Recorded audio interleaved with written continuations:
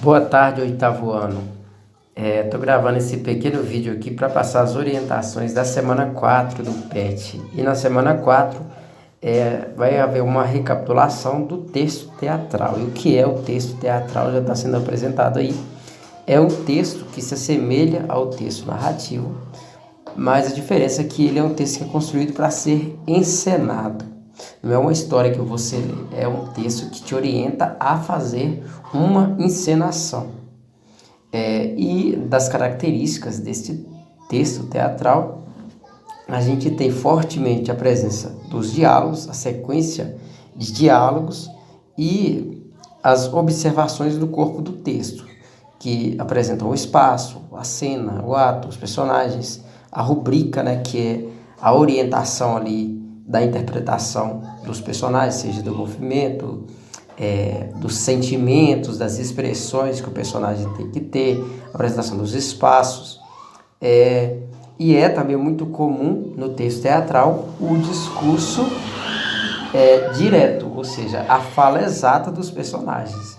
Aí, como não tem narrador, não vai ter o discurso direto, vai ter o discurso direto, que é a fala dos personagens ali. Personagem tal, aparece o nome e a fala dele.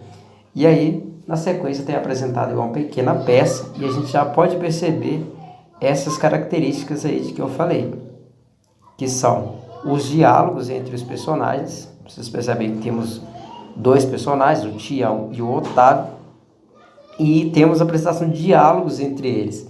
Logo de início já tem observações no corpo do texto aqui, que é esse parênteses aqui com as letras em itálico, dizendo aí orientações acerca do momento em que aconteceu a cena, do acontecimento que estava ali naquele momento, que ocorria ali naquele momento. E na sequência a gente tem as atividades.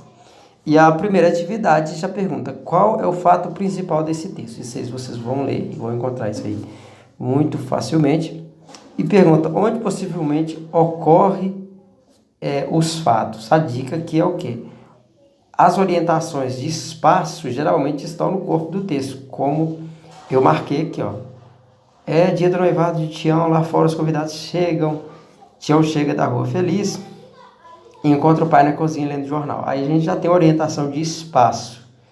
E aí qual que é o tempo de duração dessa cena? O tempo também geralmente pode vir, você pode perceber ele por essas orientações extras textuais, como está aqui entre parênteses, ou também você pode imaginar comparando os diálogos aí dos personagens, perceber, ó, dado as falas, dado o tempo de leitura, como não tem apresentação de nenhum outro ato, a gente pode perceber que o tempo talvez seja curto aqui nesse texto. Já na questão 2, a pergunta é a seguinte: no texto teatral, as falas dos personagens assumem um papel de destaque na construção da história. Como é reproduzida a fala das personagens? Pelo discurso direto ou indireto? E aí eu já falei no início do vídeo das características do texto teatral. Questão 3. Embora o narrador esteja ausente, não é um narrador, conseguimos ter uma visão ampla acerca dos personagens.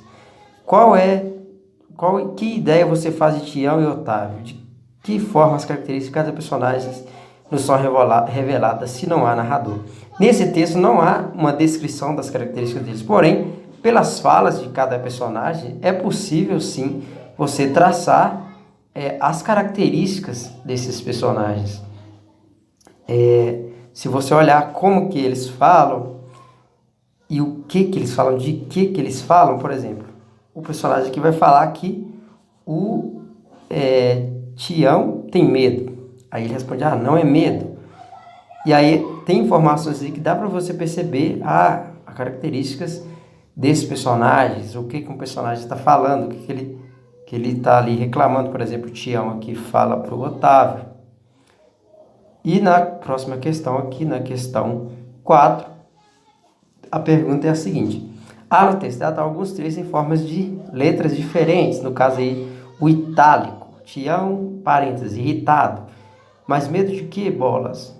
E aí abaixo o Tião novamente, com gesto de quem afasta os pensamentos. Isso, como eu falei no início do vídeo, isso são as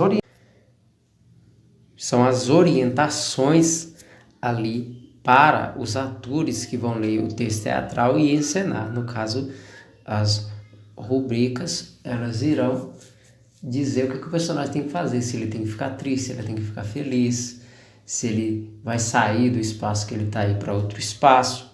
E aí pergunta qual é a função aí desses trechos, para que serve isso? É o que a gente acabou de discutir aqui. E a questão 5, o texto teatral é escrito para ser representado na cena lida. Que tipo de variedade linguística predomina? A gente tem o quê? O que nós temos?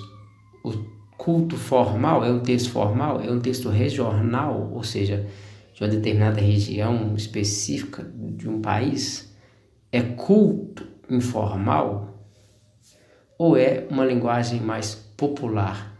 Isso vocês podem olhar aqui, que o texto apresenta muitas marcas de oralidade, de linguagem informal, como por exemplo, ninguém tem peito, pai, ou eu tava lá, tu tá vendo, tá aí, ou aqui abaixo, tu tá discutindo como safado. E são marcas da oralidade, como por exemplo a expressão ninguém tem peito, pai é uma expressão mais oral, e como é um texto também para ser falado, vai trazer características do tipo de personagem que é. Um personagem que trabalha na metalúrgica, da classe ali desse personagem. Então essas são as orientações. Qualquer dúvida vocês podem me chamar aí no grupo ou mandar mensagem para mim. Boa sorte para todos.